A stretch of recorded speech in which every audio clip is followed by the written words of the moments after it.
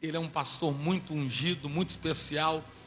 E saiba que Deus tem uma palavra que já foi colocada no coração dele para ser transmitido à igreja aqui hoje. Vamos recebê-lo com alegria, aplaudindo ao Senhor.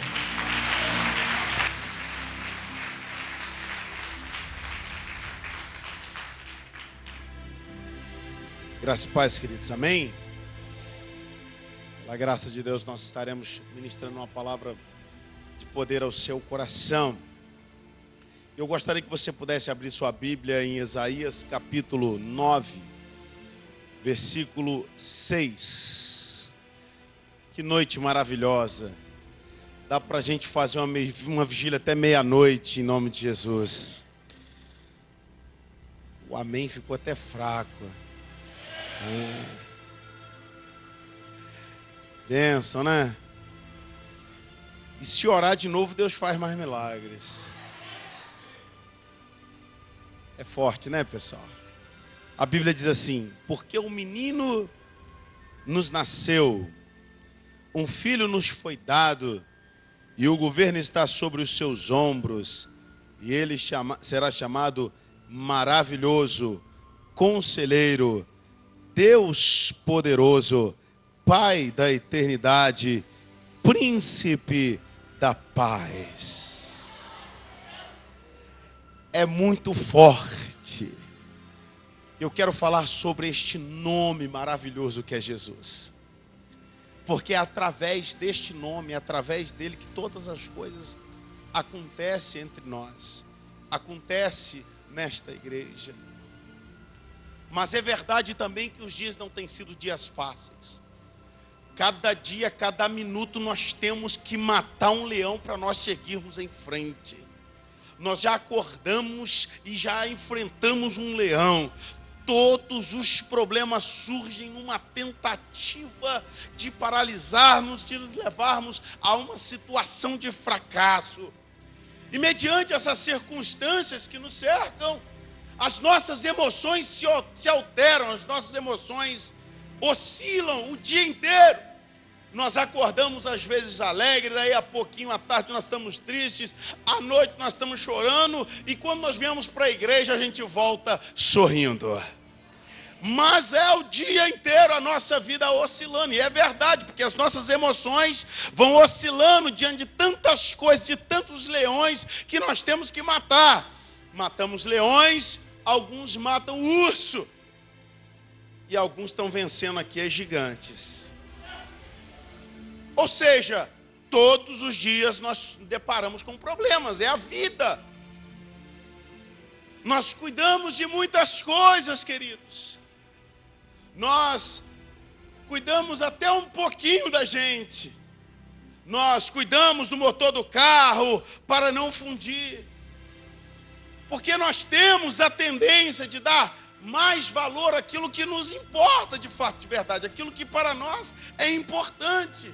Então, às vezes, nós cuidamos do motor do carro para ele não fundir. Nós cuidamos da casa para ela não se deteriorar. Nós cuidamos do trabalho e do trabalhar. Nós também cuidamos do dinheiro porque ele também não pode nos faltar. Cuidamos do corpo. Cuidamos das roupas, das joias, da imagem social. E alguns têm tido tempo até para cuidar da vida dos outros. É verdade, eu me lembro de um diácono que estava na igreja e o presbítero estava em cima do diácono. O diácono estava limpando a igreja e sempre que ele limpava, o presbítero chegava, o pastor e tal, aquela coisa. E ele: a casa é uma grande cerveja, a casa é uma grande cerveja, a casa é uma grande cerveja. E o presbítero: miserável, rapaz, não se libertou. Eu vou falar para o pastor. Chega outro dia lá e está lá o diácono todo feliz e tal, indo para a casa do Senhor, tinha acabado de ser batizado, e ele estava lá: a casa é uma grande cerveja, a casa é uma grande cerveja, a casa é uma grande. O presbítero pegou de novo, falou: agora eu vou filmar, vou entregar para o pastor. Tem gente que cuida da nossa vida, gente. É verdade. De repente o presbítero reúne com os outros líderes lá, nós vamos pegar esse camarada. Ele está no altar da igreja, está limpando a igreja, e ele fica cantando essa música. Qual a música que ele canta, gente? A casa é uma grande... Você pode cantar comigo? A casa é uma grande cerveja, a casa é uma grande cerveja. Fala com o pastor. Pastor, o camarada está cantando um negócio. Rapaz, ele não se libertou da bebida. De repente ele está lá no gabinete limpando. E chega um pastor igual o São assim. Vai pisando e ele lá. A casa é uma grande cerveja. A casa é uma grande cerveja. Quando ele vê o pé do pastor, vai subindo, vê a barriguinha do pastor. E vai olhando e a casa é uma grande cerveja. Mas crente não pode tomar. Mas crente não pode tomar. Ô glória! A gente fala demais.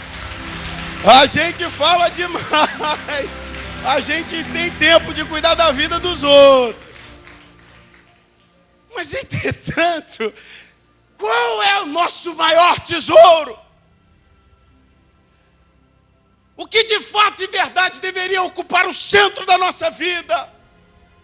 O carro, a casa, o trabalho, o dinheiro, as roupas ou até mesmo a vida das outras pessoas?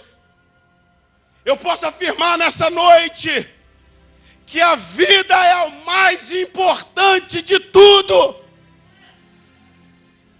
Porque se eu e você não tivermos vida, querido, não adianta ter carro, não adianta ter casa, não adianta ter família, não adianta nada.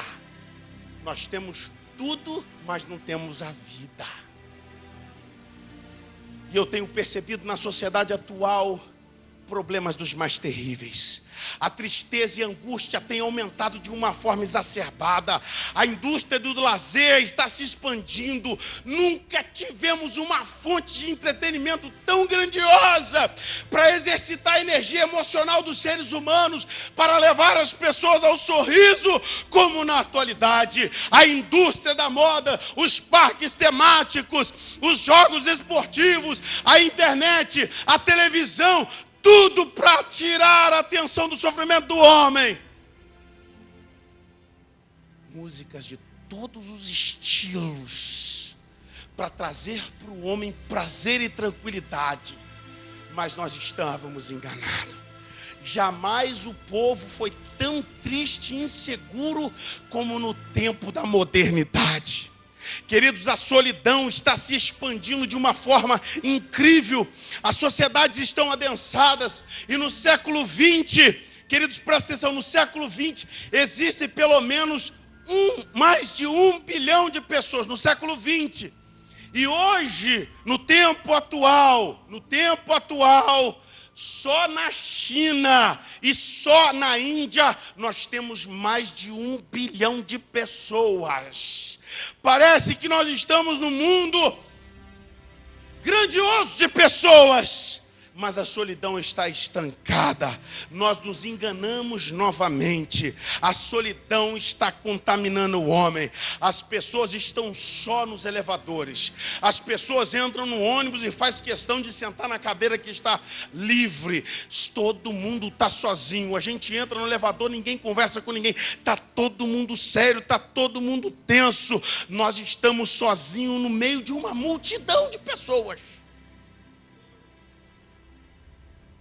Nunca o conhecimento médico foi tão abrangente como nos dias atuais. E nunca as pessoas tiveram tantos transtornos emocionais e tantas doenças psicossomáticas como depressão e tantas outras como no tempo de hoje.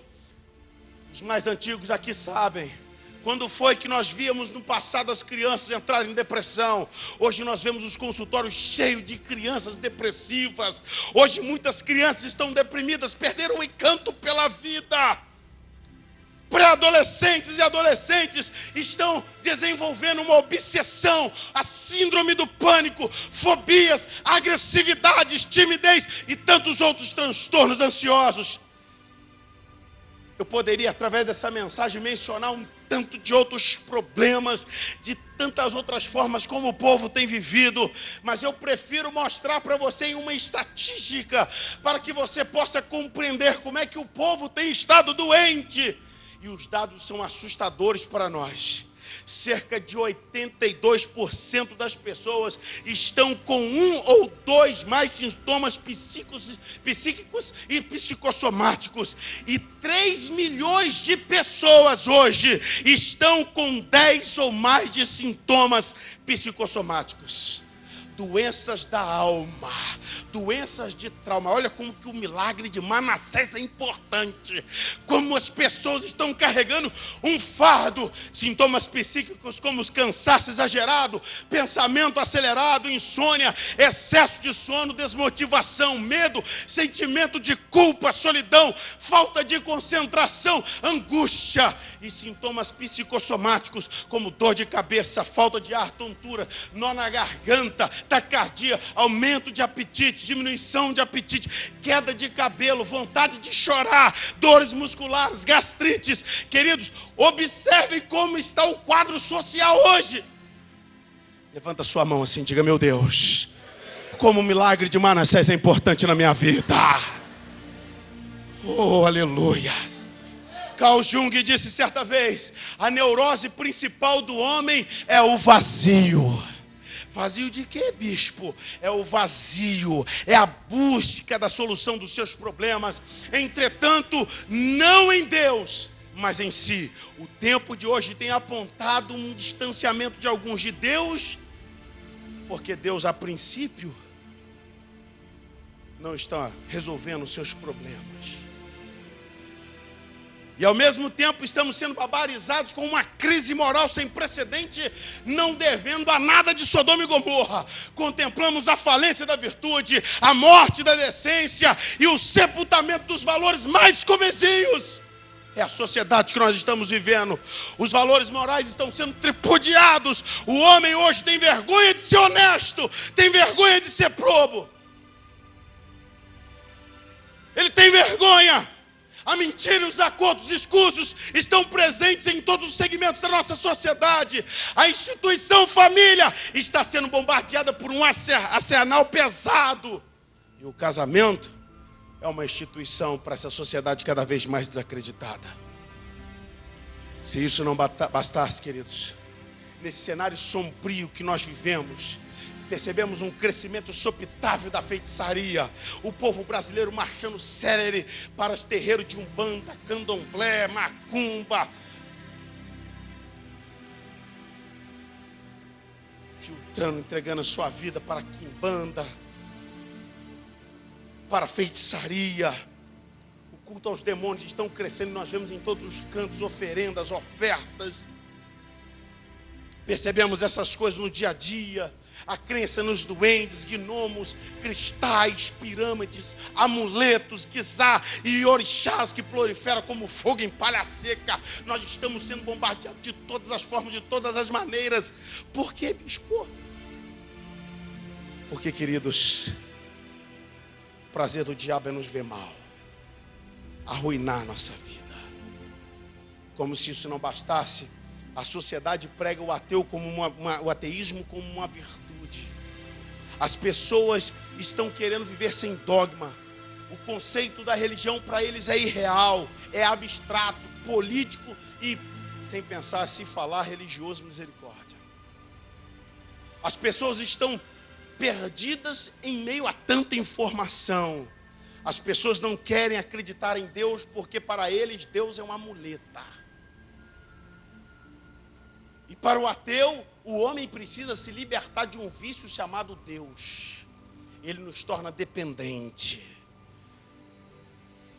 E essa é uma crença maligna, divulgada por grandes homens. Homens que têm prazer nessas coisas. A crença em Deus expressa imaturidade e é algo alienante. E também é prejudicial ao desenvolvimento humano. Essa é a sociedade que eu e você vivemos. E quando nós ligamos a nossa televisão, nós vemos essas pessoas aí falando. E quando não as vemos, nós sabemos da história desses que divagaram, que informaram, que trouxeram essas informações para a nossa sociedade no tempo de hoje. Nós podemos falar do senhor Dallas Varela, médico, oncologista, Marlon Brando, ator, Monteiro Lobato. Nós podemos falar de Pablo Picasso, Renato Russo, Charlie Chaplin, que era um cineasta que ele disse: por um simples senso comum, eu não acredito em Deus. A lista é grande: Cássia Eller, Fidel Castro, Herbert José de Souza, Betinho, Mao Tse Tung, Isaac Asimov, que é escritor e pesquisador de ciências, Bill Gates, Albert Einstein, Angelina Jolie, Antônio Bandeiras, Bruce Lee, que também morreu, Robbie Williams, Rubem Alves, escritor, e Jean-Paul Sartre, que é um homem um homem intelectual, tremendamente intelectual no seu tempo, que divulgou o existencialismo. Nós estamos vivendo um tempo absurdo. E Jean-Paul Sartre disse o seguinte: que não existe um Deus que tenha planejado o homem. Portanto, não existe nenhuma natureza humana fixa a que o homem deva respeitar. O homem está totalmente livre e é o único responsável por si mesmo. Mas eles estavam errados. Mas eles estão errados. Eu digo isso porque Deus forma o homem. O pecado deforma, a escola informa, mas somente Jesus Cristo transforma. Eles estavam errados. E esse Jesus tem transformado muitas vidas. Transformou a mim e transformou você.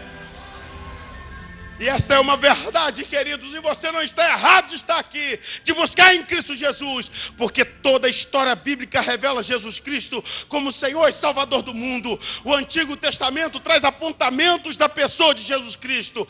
Todas as promessas feitas a Abraão, a Isaac, a Jacó, revelam e apontam Jesus Cristo como Senhor.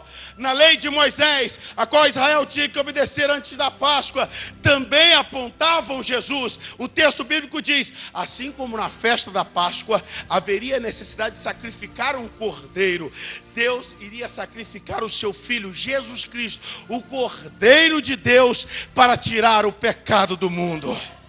Queridos, as profecias do Antigo Testamento se cumprem no Novo Testamento, porque revelam Deus, porque revelam Jesus Cristo. Quando nós lemos Deus meu, por que me desamparaste? No Salmo 22, nós vemos se cumprindo em Mateus 27, versículo 46. Quando Jesus estava na cruz, ele disse: Deus meu, a palavra de Deus, a inerrante palavra de Deus é uma verdade. A Bíblia diz que eu sou desprezado do povo, e todos os que veem zombam de mim, maneiam suas cabeças, dizendo: confiou no Senhor, que Ele o livre. Quando nós abrimos as nossas Bíblias no livro de Lucas, está escrito que diz: Israel desprezou o Senhor Jesus. Eles balançaram sua cabeça e disseram que o Senhor livrasse quando penduraram no madeiro, em Mateus capítulo 27, 43. Levanta a sua mão e diga assim: eu sei que eu posso crer nesta palavra. Queridos, são cerca de 115 profecias no Antigo Testamento que são confirmadas e cumpridas no Novo Testamento, e que cumprem e falam a respeito de Jesus.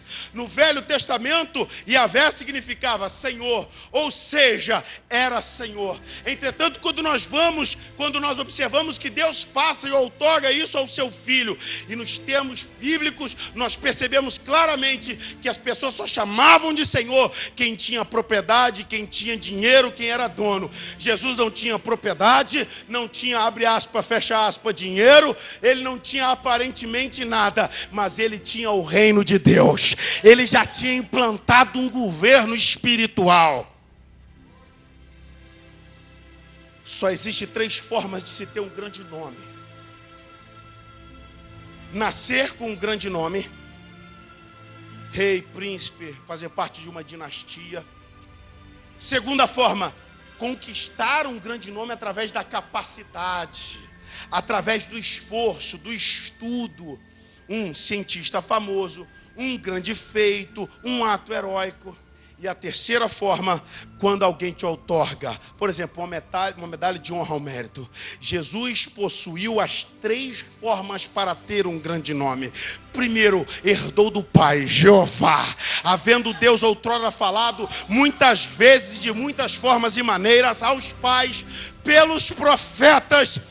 nesses últimos dias falou pelo Filho, a quem constituiu herdeiro de todas as coisas, pelo que também fez o universo. Ele que é o resplendor da glória e a expressão exata do seu ser, sustentando todas as coisas pela palavra do seu poder, depois de ter feito purificação dos pecados, assentou à direita da majestade nas alturas, tendo-se tornado tão superior do que os anjos, quando herdou o mais excelente nome. Segunda forma, ele conquistou um grande nome. Quando ele triunfou na cruz do Calvário, ressuscitando no terceiro dia, ele colocou a sua própria direita nos lugares celestiais, acima de todo principado e potestade, e poder e domínio, e todo nome que se possa referir. E a terceira forma para se ter um grande nome, ele é grande, pois o Pai o outorgou, pelo que também Deus o exaltou sobremaneira, e lhe deu o nome que está acima de todo nome, para que o nome de Jesus se dobre todo o joelho. Aleluia, glória a Deus. Oh, queridos, oh, amados, esse Jesus está aqui nesta noite. Certa vez, Auguste Comte e Thomas Caroline se encontraram. Auguste Comte é filósofo, fundador da sociologia, do socialismo, da sociologia e do positivismo. E Thomas Caroline, historiador e pastor. Esses dois homens se encontraram e Auguste Comte disse para Thomas Caroline que iria criar uma religião que iria ultrapassar o cristianismo. Thomas Caroline olhou para ele e falou assim: como isso vai acontecer? Ele disse: fácil como uma tabuada. Fácil. E se chamará positivismo. Thomas Caroline olhou bem dos olhos dele e disse: tudo bem, você precisa de 3 detalhes para que isso tenha êxito. E Auguste Comte falou: então diga, Thomas Caroline, pastor, quais são as 3 coisas para minha religião ter êxito? Ele disse: primeiro, você deve nascer de uma mulher virgem, você já perdeu. Segundo, fazer alguns milagres, de vez em quando andar por sobre as águas, fazer paralítico andar, fazer as pessoas esquecer o seu passado de transtorno, de dor e de angústia, libertar o homem do vício, do cigarro, das maldições. Auguste Comte foi olhando para ele e foi ficando meio que deprimido, e ele disse: agora eu quero terminar isso falando com você. A terceira coisa para a sua religião arrebentar: você tem que morrer, ressuscitar, e ao terceiro dia você fazer o mundo inteiro crer que você está vivo. Oh, queridos, presta atenção. Auguste Comte falou com ele, ele caiu de joelhos e disse: oh, não tem jeito, é impossível, só Jesus é Deus, só Jesus é Deus, só Jesus é Deus. Oh, aleluia, aleluia. Jesus Cristo é criador e não uma criatura, e nessa qualidade Jesus é infinito e não finito, divino e não humano, é Deus e não homem. Uma grande religião teve a petulância através de Ayatollah Khomeini, lá no Irã, em 1985. Ayatollah Khomeini teve a petulância de colocar uma placa que, quando se passar uma faixa, quando se passava de avião, dava até para ler. E foi uma concentração mundial do islamismo. E esse homem, que era a mais alta expressão dessa religião até então, coloca assim, escreve: We will conquer Christianity. We will defeat Jesus. Vamos destruir o cristianismo e derrotaremos a Jesus. Isso em 1985. Em 1989, Ayatollah Khomeini morreu. E eu faço uma pergunta para vocês: aonde Ayatollah Khomeini está? Eu tenho certeza que ele está atolado no inferno de cabeça para baixo. Mas Jesus Cristo, onde ele está? Assentado à direita do Pai. Onde estão os grandes homens? Onde estão? John Lennon, John Winston Lennon, batizado como John Winston Lennon, Liverpool, 9 de outubro de 1940, foi um músico, compositor e escritor dos mais famosos, e quando ele se juntou com Paul McCartney, ele explodiu com Beatles. O mundo inteiro passou praticamente a conhecer os Beatles na época de 50 e 60. E até que de vez em quando a gente ouve falar na televisão dele. Mas no dia 4 de março de 1966, ele dando uma entrevista, ele disse: o cristianismo vai desaparecer, vai diminuir e encolher. Nós Beatles somos mais populares do que Jesus Cristo neste momento. Não sei quem vai desaparecer primeiro, o rock and roll ou o cristianismo. Cristo não era mau, mas os seus discípulos eram obtusos e vulgares. É a distorção deles que estraga o cristianismo. Ao ser publicado, isso gerou um clima ruim. Mas em 11 de agosto ele volta a falar. E ele diz, em uma televisão, ele diz assim, uma conferência: se eu tivesse dito que a televisão era mais popular do que Jesus, ninguém teria me esganado da forma que foi. Ninguém teria falado tanto como foi. Entretanto, ele não sossegou e ele disse: eu não acredito em tarô, eu não acredito em Buda, eu não acredito em Jesus, eu acredito em mim. Dia 8 de dezembro de 1980, voltando para casa, um dos seus fãs, com um revólver calibre 38, o mata. Eu quero fazer uma pergunta para vocês: aonde está John Lennon? Está atolado no inferno. E aonde está Jesus? Assentado à direita do Pai. Aleluia. Eu estou falando de grandes homens. Epicuro nasceu em Samos, filho de Neóclis, um mestre ateniense versado no conhecimento, na gramática. Porém, sua mãe praticava magia negra envolvida com as trevas. E Epicuro, através do seu conhecimento, da sua ciência, disse: se Deus pode acabar com o mal, mas não quer, ele é monstruoso. Se quer, mas não pode, é incapaz. E se não pode nem quer, é impotente e cruel. E se pode e quer, por que não faz? Epicuro não leu a parte do livro de Eclesiastes capítulo 3, versículo 1, que tudo tem seu tempo determinado e há tempo para todo o propósito de Deus no céu e na terra.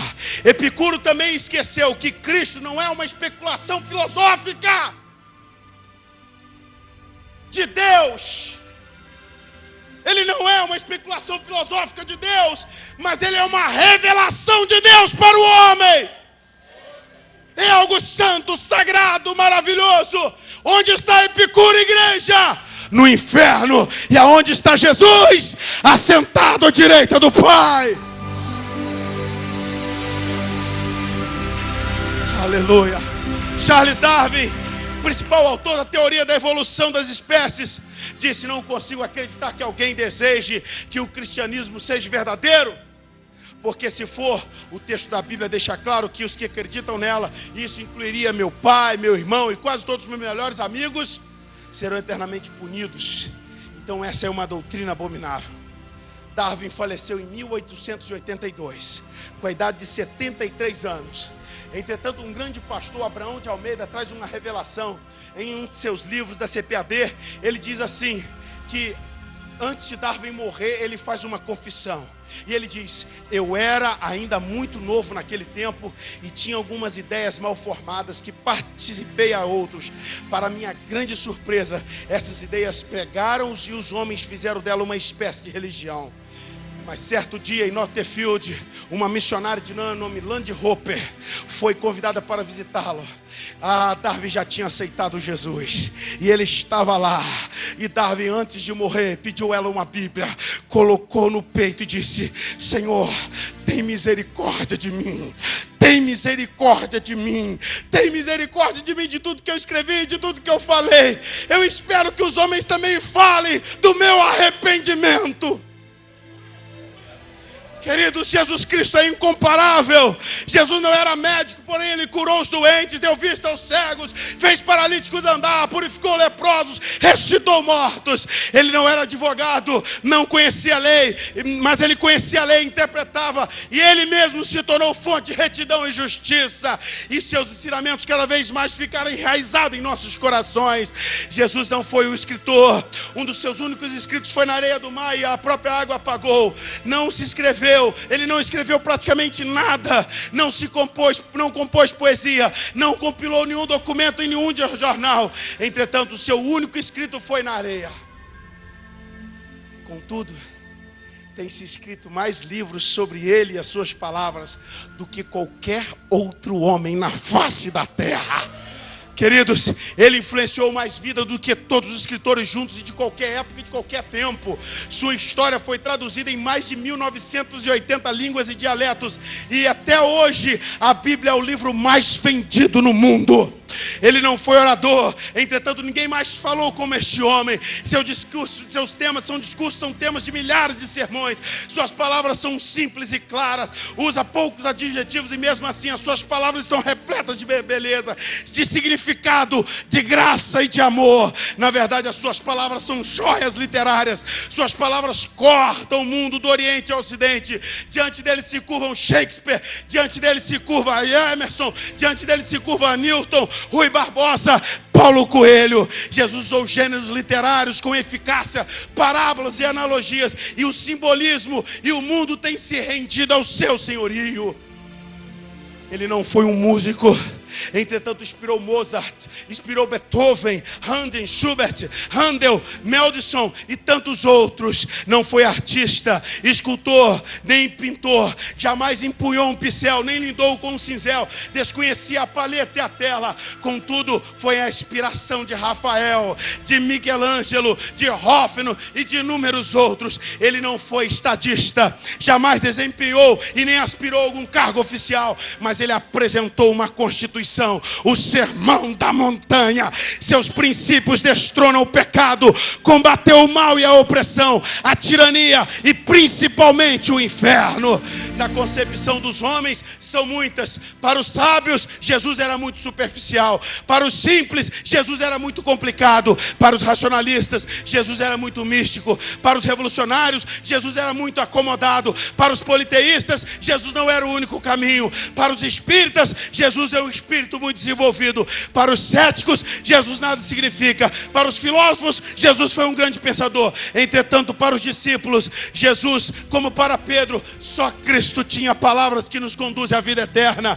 Para Tomé, ele é o meu Senhor e meu Deus. Para Natanael, ele é o Mestre, o Filho de Deus, o Rei de Israel. Para Filipe, achei aquele de quem as profecias falavam. Para João, ele é o verdadeiro Deus e a vida eterna. Só Jesus é Deus, só Jesus é Deus. Eu já estou terminando, mas presta atenção. Ele disse: eu sou o caminho, a verdade e a vida, e ninguém vai ao Pai senão por mim. Eu sou o bom pastor, e o bom pastor dá sua vida pelas ovelhas. Eu sou o bom pastor, conheço as minhas ovelhas e elas me conhecem. Se eu verdadeiramente vos libertar, vós sereis livres. Eu sou a porta. Se alguém entrar por mim será salvo, entrará e sairá e encontrará pastagem. Eu sou o pão da vida, aquele que vem a mim de modo algum eu lançarei fora. Eu sou a luz do mundo, quem me segue de modo algum andará em trevas. Eu sou o pão vivo que desceu do céu. Em verdade vos digo que antes que Abraão existisse, eu sou. Quem crer em mim, do seu interior fluirão rios de água viva. Eu sou o Alfa, o Ômega, o princípio e o fim. Só Jesus é Deus. Oh, aleluia. Eu termino. Naquele dia, no grande dia, pastor, estarão perante ele Cássia Eller, Fidel Castro, Herbert José de Souza, Betinho, Isaac Zaminov, Bill Gates, Albert Einstein, Angelina Jolie, Antônio Bandeiras, Robbie Williams, Rubem Alves, Jean-Paul Sartre, Stalin, Mikhail Gorbachev, Adolf Hitler, John Lennon, Epicuro, Mussolini, Raul Seixas, René Descartes, Kant, Karl Marx, Blaise Pascal, Rousseau, Chico Xavier, Voltaire. E todos os grandes homens terão que se prostrar diante de Jesus. Mas eu, você e a igreja estaremos assentados do lado do Pai.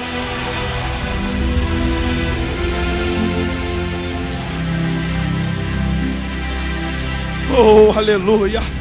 Satanás é conhecido como o doutor da morte.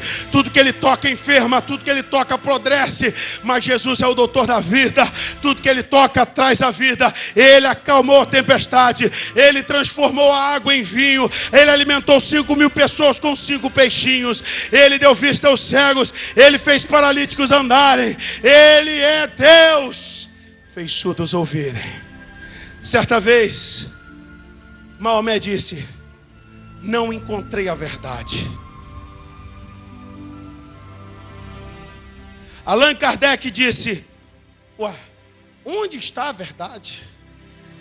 Buda disse: estou procurando a verdade. Jesus disse: eu sou a verdade. No dicionário britânico, o nome de Jesus é citado 32.000 vezes. É o nome mais falado do mundo. Ele é o juiz de toda a terra. Ele é o teu galardão. Ele é o teu escudo. Ele é o eu sou. A coluna de nuvem, a coluna de fogo, a glória de Israel, o refúgio, o oprimido para o oprimido, o eterno, a fortaleza, o socorro bem presente, o rei de toda a terra. Levanta as suas mãos. Ele é o juiz da viúva, o pai dos órfãos. Ele é o Senhor que perdoa, o Senhor que sara, o Senhor que redime, o Senhor que te farta. Ele é o lírio dos vales, a rosa de Saron. Ele é a testemunha, o conselheiro, a esperança, o redentor, o compassivo, o sol da justiça. Ele é o bispo das almas. Ele é o meu filho amado, a luz, o Deus, o Cordeiro de Deus, o Messias, o santuário. Ele é o eu sou, o profeta, o pão de Deus, o pão da vida, a luz do mundo, a porta, o dom de Deus. Ele é o bom pastor. Ele é o Galileu, o juiz dos mortos. Ele é o Criador. Ele é o teu libertador, a sabedoria de Deus, o doce perfume da manhã. Ele é o puro entre as mulheres. Ele é a estrela da manhã. Ele é o Senhor da glória. Ele é o leão da tribo de Judá. Jesus é Deus. Jesus é Deus. Levanta a sua mão. Esse vocês conhecem. E eu quero terminar aqui. Ele é maravilhoso, número 1. Ele é maravilhoso, 2. Ele é maravilhoso, 3. Ele é maravilhoso, 4. Ele é maravilhoso, 5. Ele é maravilhoso, 6. Ele é maravilhoso, 7. Dá glória a Deus. É esse Deus, pastor Flamarion. É esse Deus. Aleluia, alabaxoreando, alabaxar. Glória a Deus. Se Ele é Deus que faz tudo isso, levanta a sua mão pro alto. Fala sem problema. Vá pro quinto dos infernos, porque Jesus é Deus.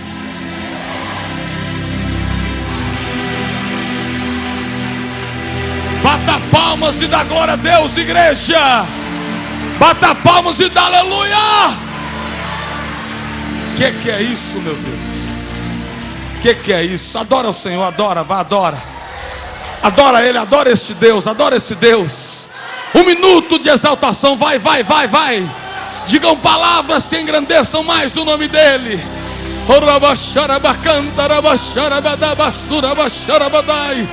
Uricanturi andri siriandri cantaraba sharabadaba suriandaraba sharabadai. Uriandri cantaraba shuriandri canturi siriandaraba sharabadaba su. Ele é Deus e está aqui. Adora, adora, adora, adora, adora, adora, adora, adora. o maravilhoso, o conselheiro, o Deus forte, o Pai da eternidade, o príncipe da paz. Ele é o nosso Senhor.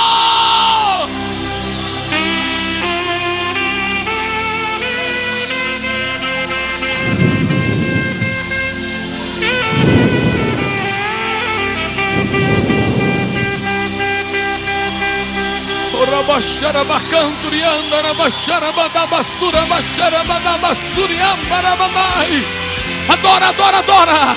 Pastor Deus chama, missionário Deus envia, mas adorador Deus procura. Cadê os adoradores desse Deus maravilhoso?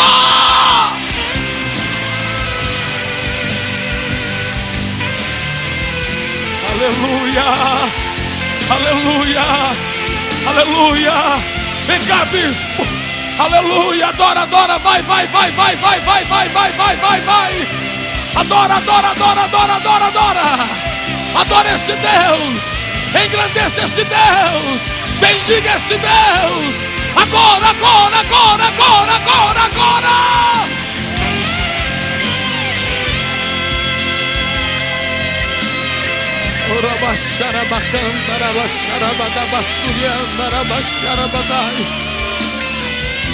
Seja engrandecido, Senhor, aqui nesta noite.